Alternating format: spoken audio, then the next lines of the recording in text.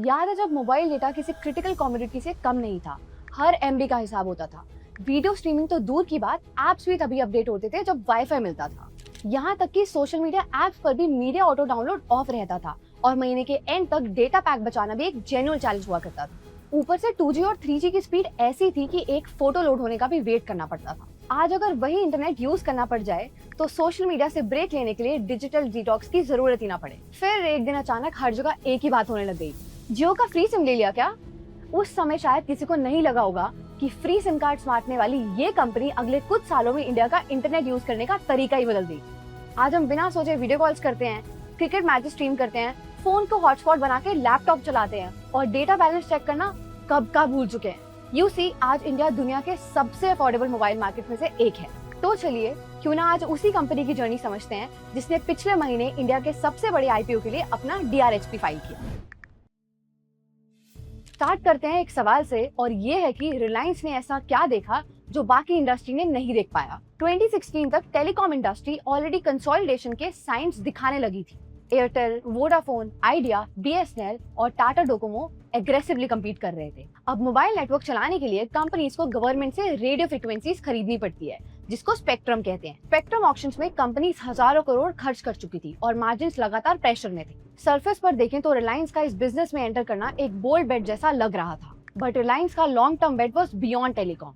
Company internet को foundation बनाकर एक डिजिटल इंफ्रास्ट्रक्चर प्लेटफॉर्म क्रिएट करना चाहती थी। बेसिकली कंपनी ने पुराने 2G और 3G नेटवर्क्स को अपग्रेड करने की बजाय इंडिया का पहला greenfield all IP 4G network scratch से बिल्ड किया। इसका मतलब था कि जियो को लेगेसी इंफ्रास्ट्रक्चर का बैगेज लेकर नहीं चलना। नेटवर्क शुरू से ही डेटा फर्स्ट दुनिया के लिए डिजाइन किया गया था। फिर आए free SIM cards, free voice calls और अनलिमिटेड फ्री डेटा। उस वक्त इसे सिर्फ एक प्राइस वॉर के रूप में देखा गया, लेकिन आज पीछे मुड़कर देखें तो this was a classic customer acquisition strategy wrapped in disruption.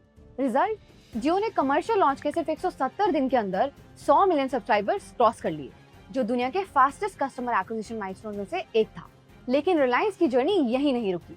Company को पता था कि सस्ता इंटरनेट तभी यूजफुल है जब ज्यादा से ज्यादा लोग उसे एक्सेस कर सकते हैं। And then 2019 was the turning point in Jio's journey. इसी विजन के साथ कंपनी ने अपने टेलीकॉम और डिजिटल बिजनेसेस को रीऑर्गेनाइज करके जियो प्लेटफॉर्म्स बनाया। ये सिर्फ नाम का चेंज नहीं था।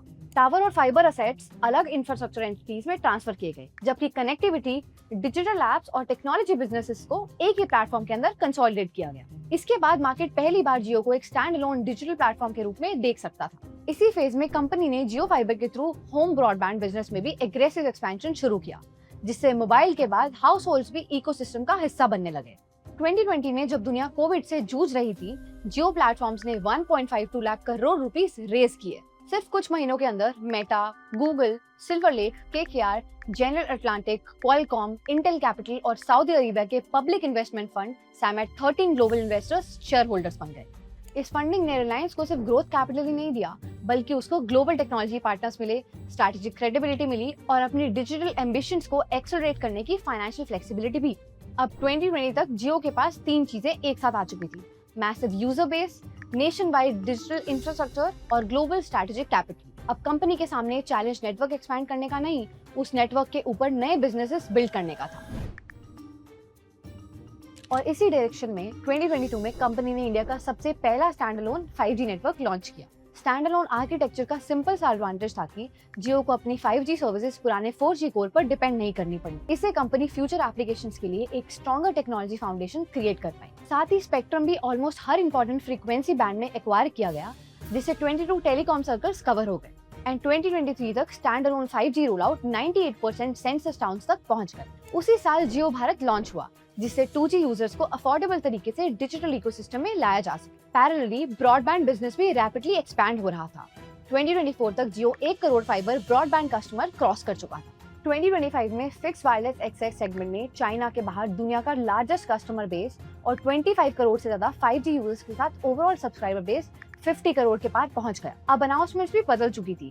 AI partnerships, enterprise software, cloud infrastructure, Google Gemini AI pro, Jio PC और डेटा सेंटर्स रोड मैप का हिस्सा बन गए। फ्री सिम कार्ड से शुरू हुई ये जर्नी आज AI इंफ्रास्ट्रक्चर, डेटा सेंटर्स और क्लाउड कंप्यूटिंग तक पहुंच चुकी है। देखा जाए तो IPO इस जर्नी के अगले चैप्टर की शुरुआत है। जब जियो प्लेटफॉर्म्स का आईपीओ आएगा, क्या आप उसका डिटेल रिव्यू और वैल्यूएशन एनालिसिस भी देखना चाहेंगे? कमेंट्स में जरूर बताएं। और ऐसी वीडियोस के लिए फॉलो करें Share.Market बाय फोनपे को और सब्सक्राइब करें invest with Share.Market। Investments in securities market are subject to market risks. Read all the related documents carefully before investing.